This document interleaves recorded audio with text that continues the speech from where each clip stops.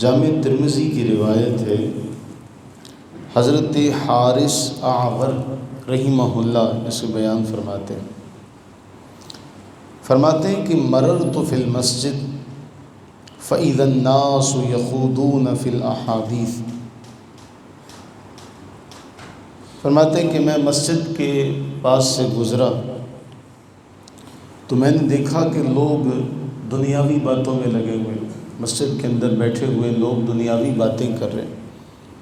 فرماتے ہیں کہ میں حضرت سیدنا امیر المومنین حضرت علی رضی اللہ تعالیٰ عنہ کے پاس پہنچا تو میں نے آپ سے عرض کی کہ اے امیر المومنین، آپ دیکھ نہیں رہے کہ لوگ مسجد میں بیٹھے، اللہ کے گھر میں بیٹھے آپس میں باتوں میں لگے ہوئے؟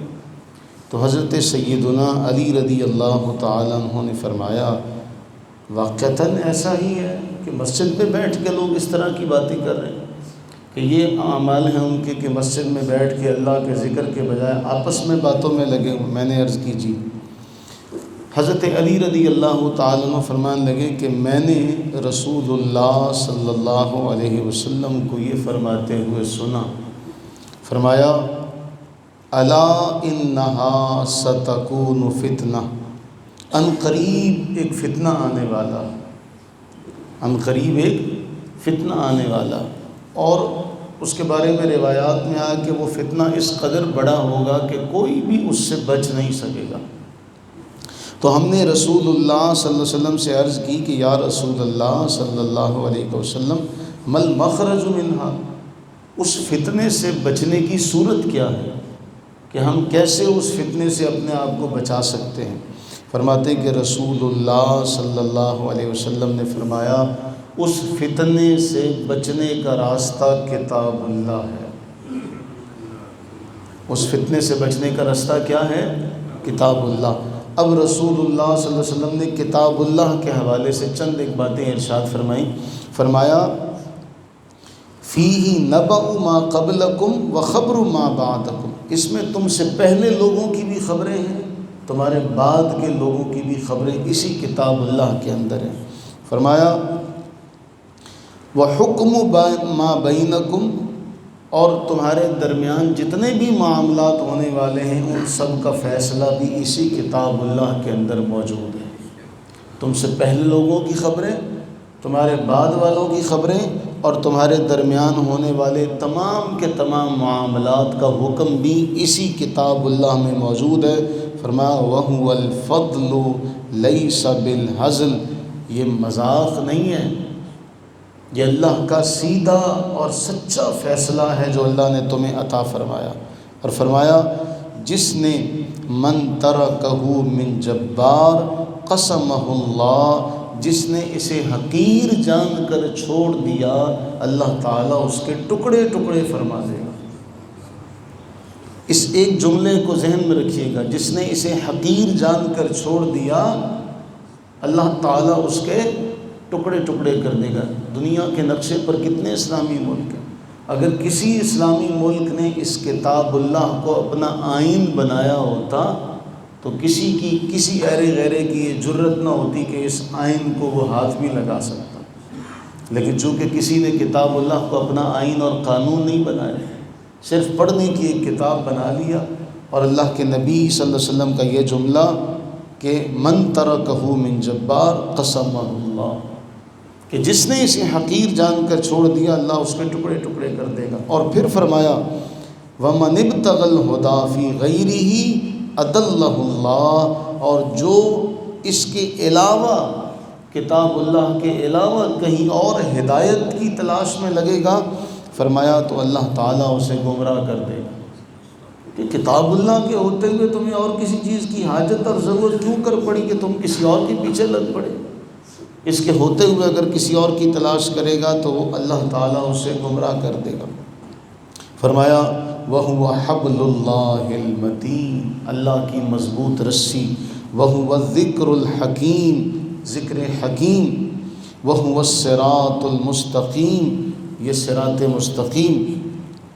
فرمایا وَهُوَ الَّذِي لَا تَزِيغُ بِهِ، یہ وہ کتاب ہے جس کتاب کو پڑھنے سے خواہشات نفسانی سے انسان بچ جاتا ہے۔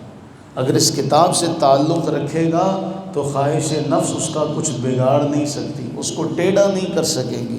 اور فرمایا یہ وہ کتاب ہے وَلَا تَلْتَبِسُ بِهِ الْأَلْسِنَةُ، زبانیں اس سے خلط ملط نہیں ہوتی، یعنی زبانیں تھکتی نہیں ہیں۔ اور فرمایا علماء اس کو بار بار پڑھتے بھی رہیں تو اس سے سیر نہیں ہوتے۔ نہ زبان اس کو پڑھنے سے تھکتی ہے کہ الفاظ مل جائیں اور زبان اس کے تکرار سے عاجز آ جائے، ایسا بھی نہیں ہے کہ خلط ملط ہو جائے، اور نہ علماء اس کے پڑھنے سے کبھی سیر ہوتے ہیں۔ اور سب سے اہم ترین جملہ فرمایا وَلَا تَنْقَضِي عَجَائِبُهُ، اس کے عجائب کبھی ختم نہیں ہو سکتے۔ یہ وہ کتاب ہے، فرمایا یہ وہ کتاب ہے کہ اس کو جنہوں نے بھی سنا تو یہ سنا، جب سنا تو کہہ اٹھے کہ ہم نے ایک ایسا کلام سنا، اِنَّا سَمِعْنَا قُرْآنًا عَجَبًا، ہم نے ایسا کلام سنا، یہدی الی الرشد فآمنا بہ، انہوں نے کہا ہم اس پر ایمان لائے۔ اللہ کے نبی علیہ السلام کا جس نے اس کے مطابق بات کی اس نے سچ کہا، جس نے اس پر عمل کیا اس نے اجر پایا، جس نے اس کے مطابق فیصلہ کیا اس نے عدل کیا، جس نے اس کی طرف لوگوں کو بلایا اس نے صراط مستقیم پر چلا لیا۔ اے آور، تم مجھے بتانے آئے تھے نا، اے آور اس حدیث کو یاد کر لو، اس حدیث کو کیا کرو، یاد کر لو۔ اب رسول اللہ صلی اللہ علیہ وسلم نے کتاب اللہ کے بارے میں یہ باتیں بیان فرمائی کہ تمہارا بھی ذکر، تم سے پہلوں کا بھی، تمہارے بعد والوں کا بھی، تمہارے سارے معاملات کا فیصلہ اس کتاب اللہ میں ہے، سیدھا سچا فیصلہ، مذاق نہیں۔ اسے چھوڑو گے تو اللہ تعالیٰ تمہیں اپنی رحمت سے دور کر دے گا، ٹکڑے ٹکڑے کر دے گا۔ یہ کتاب ایسی ہے زبانیں خلط ملط نہیں ہوتی، علماء اس کو بار بار پڑھنے سے کبھی سیر نہیں ہوتے۔ آپ کبھی اس کو پڑھنا شروع کریں ترجمے کے ساتھ اور پورا اس کو مکمل کر لیں، پھر دوبارہ شروع کریں، جتنی بار بھی اس کو پڑھیں گے ایسا لگے گا کہ آج پہلی بار پڑھ رہے ہیں۔ کوئی بھی ایسا معاملہ، لیکن شرط یہ ہے کہ رٹا رٹایا نہیں، اس پر غور کرنا شروع کریں، اس میں تدبر کرنا شروع کریں۔ قرآن فرماتا ہے نا، کیا یہ لوگ قرآن میں غور و فکر نہیں کرتے؟ اور اس کے بعد کا جملہ یہ ہے کہ کیا ان کے دلوں پر تالے پڑے ہوئے ہیں؟ کیا ان کے دلوں پر تالے پڑے ہوئے کہ یہ اس کتاب اللہ پر غور نہیں کرتے؟ اللہ سے دعا کریں کہ اللہ تعالی ہمیں کتاب اللہ کے ساتھ تعلق قائم کرنے کی توفیق عطا فرمائے، اس کو روز و شب پڑھنے کی توفیق عطا فرمائے، اور اس کے مطابق زندگی گزارنے کی توفیق عطا فرمائے، اور اس کا تحفظ کرنے کی توفیق عطا فرمائے۔ آمین ثم آمین۔